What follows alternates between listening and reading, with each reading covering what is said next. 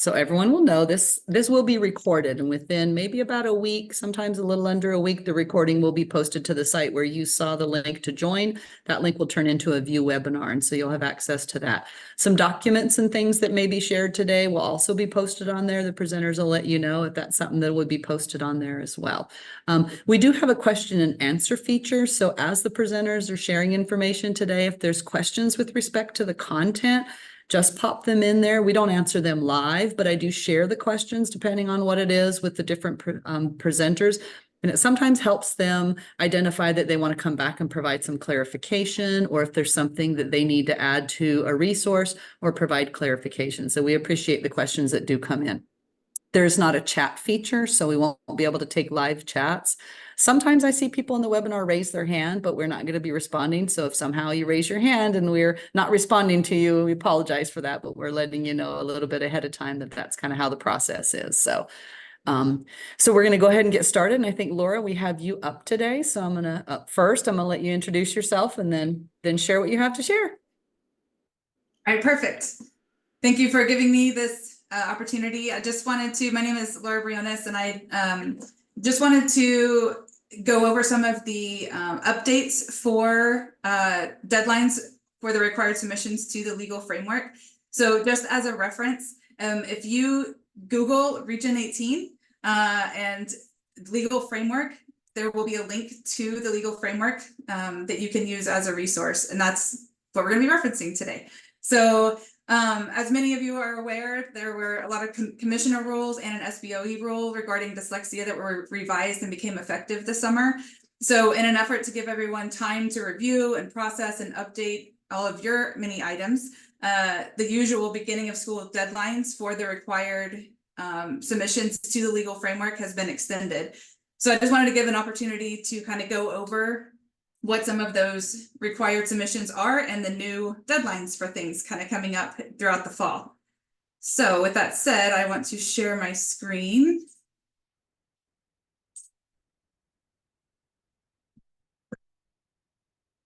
Right. It is showing and looks perfect. Yes, we can. It looks good. Right. Thank you, Laura. So the first deadline, this is also something that will be emailed out by the ESC SPED directors. So don't feel like you have to take all of the notes right this second. It will be emailed out and available to you. The first deadline that's coming up is not necessarily something that is in the legal framework, but rather it's something that is going to be emailed out to you. So, and that is the Cameras in the Classroom survey. So each year, TEA sends out a survey to basically collect data on requests that each LEA receives for cameras in the classroom for self-contained settings or for other special education settings. The data is reported for last school year, so for the 2023-2024 school year, and it's only for requests regarding new installation and operations of cameras. So not for the cameras that are used as standard practice in classrooms. So one survey will be completed for each school district or open enrollment charter, and the window to complete that survey will be October 21st to December 13th. And again, that's not necessarily something that's in the legal framework, but it's something that will be emailed out to you prior. And we will discuss it along the way leading up to that, but I just wanted to kind of give you a heads up now. And in addition to the cameras in the classroom, there's also an assurance statement that goes into that as well, and that is in the legal framework, and that deadline will be the same as the day that the survey closes on December 13th. The assurance statement also will then need to be posted into the legal framework as well. Then the next 4 items listed for board policies, operating procedures, the OSEP compliance assurance, and the TED assurance will all be into the legal framework by January 24th. So again, that is because we wanted to give everybody time to update all of your things based on the new rule changes. So we at TEA are in the process of updating the operating procedures. So if your LEA uses the operating procedures templates for that, we are in the process of updating those, and we will get those out and the communication out as quick as we can so that you can use that and have that prepared and ready to submit to the legal framework by the 24th. Then significant disproportionality. So this is only for LEAs that are identified and will be notified by TEA that are experiencing significant disproportionality. If you are one of those LEAs that is identified or notified, the window for that coming up will be October 10th to January 24th. So again, that's not for everyone, and there will be a lot of communication between now and then, and you will be aware if you are one of those LEAs that has been identified. But if you are, then that is the deadline for that. So again, there will be a lot of communication between now and then. We will come back on, we will send things out. This one pager will be available and will be emailed out. So you are aware of all of the deadlines. If you have questions, you can ask your ESC SPED directors. And also the legal framework contacts at each of the ESCs. And again, we will come back and communicate this as each of these deadlines are approaching. I just wanted to give a heads up now. Thank you.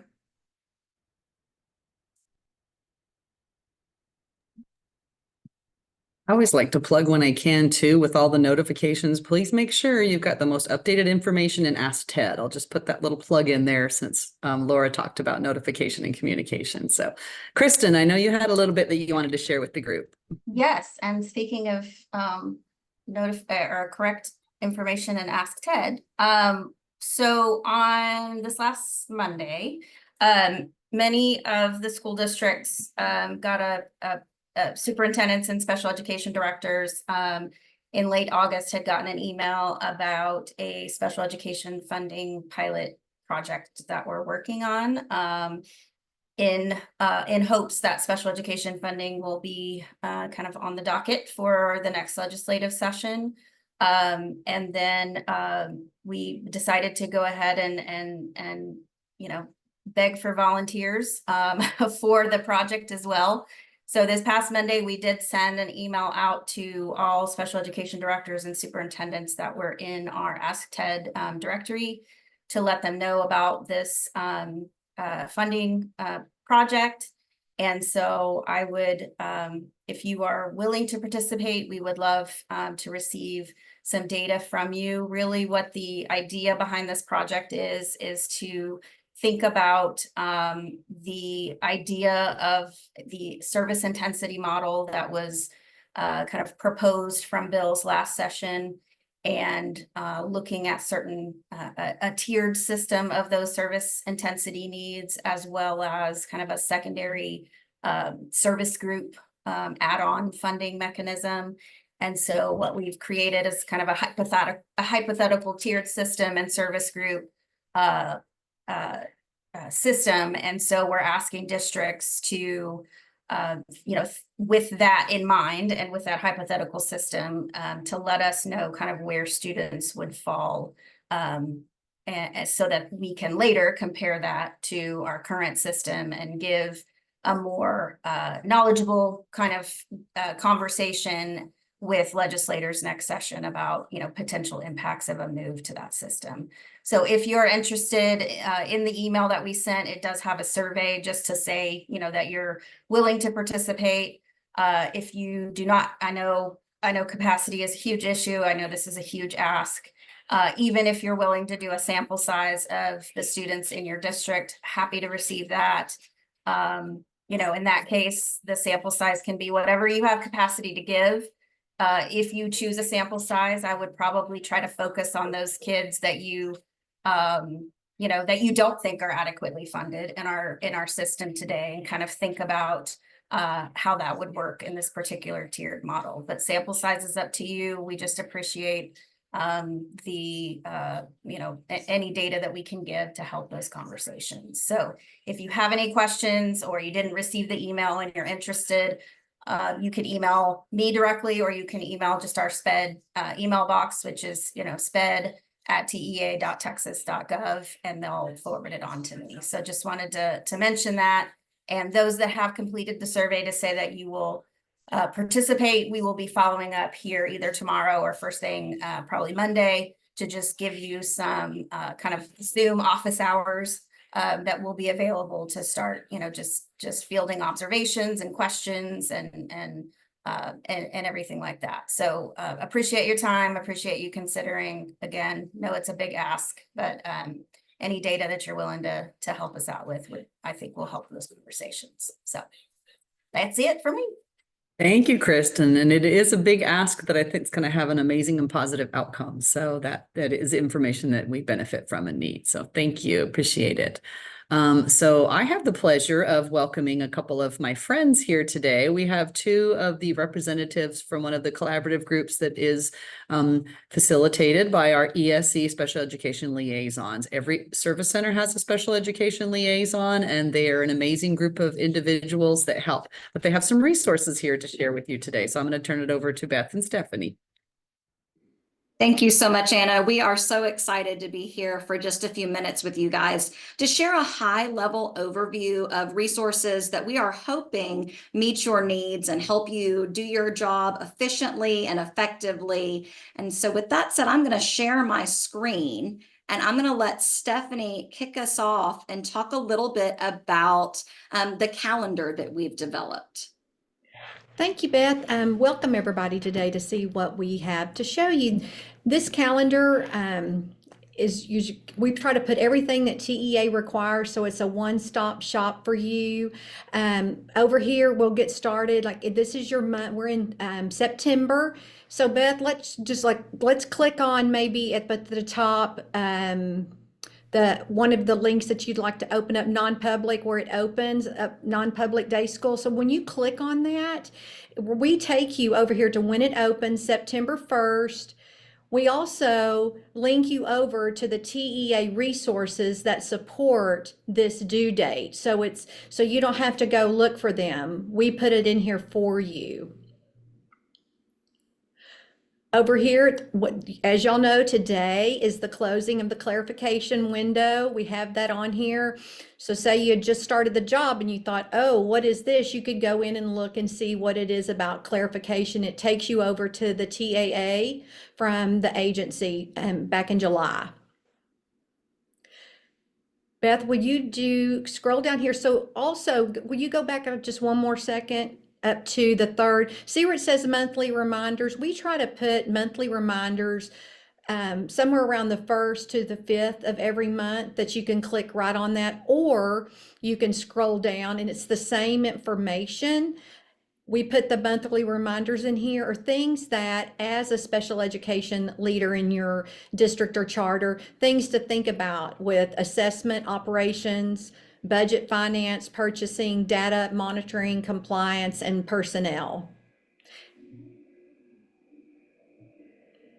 Then down here is if you're new to seeing us share this resource, these are directions depending on how you use your calendar on your desktop. You can use these links and link it up, and this calendar will not only appear on your laptop, but if you click it, it'll appear on your cell phone also. So you don't ever miss a timeline. We have everything right here for you. And instructions. And we do have, like Anna mentioned, we have liaisons at every regional service center. So if you have trouble linking it up, you can reach out to any of your liaisons to help you out. Thanks, Stephanie. The video right here. I didn't see that. Yes, ma'am. So thank you for introducing that, to us. That was a pretty heavy lift. We heard from you guys that, you were hoping that there was a way that you could stay on top of all of the things that you're expected to do and all those timelines and tasks that you have. So hopefully this calendar is just one piece that you can use to help you do your job more efficiently and effectively. One of the resources that we have to accompany this calendar is the timeline topics. And timeline topics is broken down into 3 different sections. The first section is a year at a glance checklist that we're going to take a peek at in just a second. If you need additional information, there are slide decks that have been put together to dive a little deeper into those topics. And then we heard from you guys that it would be nice to have school appreciation days outlined for the year. So we have those pieces as well. If you click on the year at a glance, one of the things that you'll notice is that for each quarter, starting in July, we have the same information from the calendar listed in checklist format. You guys are able to pop that open on the side and make a copy so that you can make it your own. You can print or download this information. But the really neat thing here, for those of you who like to check things off of a to-do list, is that we have hard deadlines placed on here. And so as you complete these tasks, you can go ahead and mark those out. You can also disseminate that information to folks within your district or charter that might be engaged in each of these tasks with you. So we start with the year at a glance, Q1, which is July, August, and September.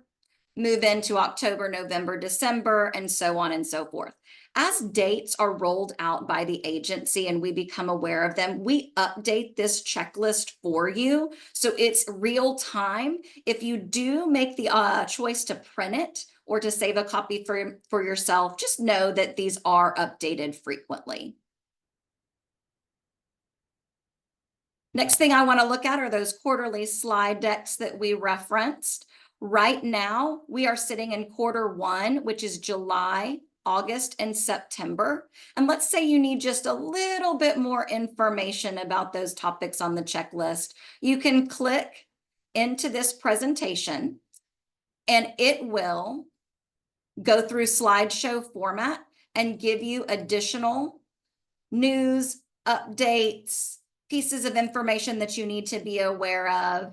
There's your education and awareness and appreciation, your monthly reminders, and then a clickable table of contents. So we're sitting in September right now. Let's say you wanted to know something about budget, finance, and purchasing. You could click that link and it would take you to additional information for items that are going to be due in September. And last but not least, we have our school appreciation document for those of you who really want to celebrate all the amazing things that are happening within your district and charter for special populations. Stephanie, I'm going to hand it over to you to go over the spotlight topics. Thank you.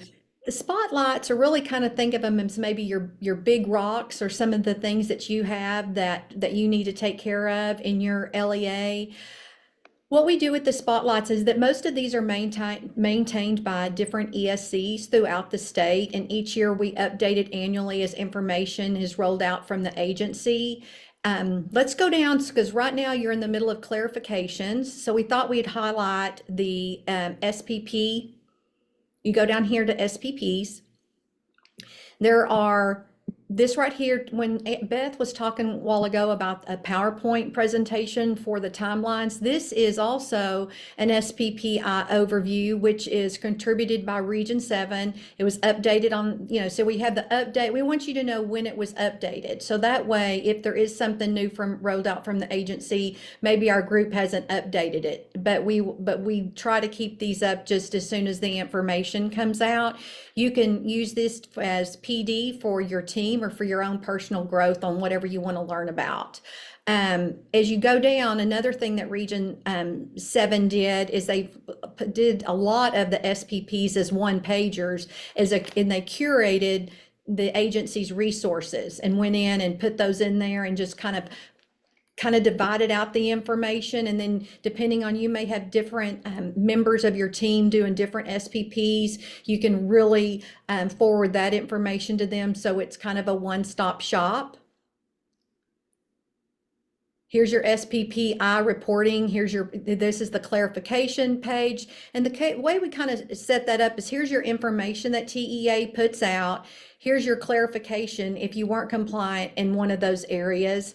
And so if you're still working on it, there's information. And then down here under your district profile of performance, we want you to know, why are we doing this? Why is the agency having you do your SPPIs and your clarifications and doing corrective action plans? So it kind of takes you back to the reason that they're having you do what it is that you're having to do with the state performance plan indicators.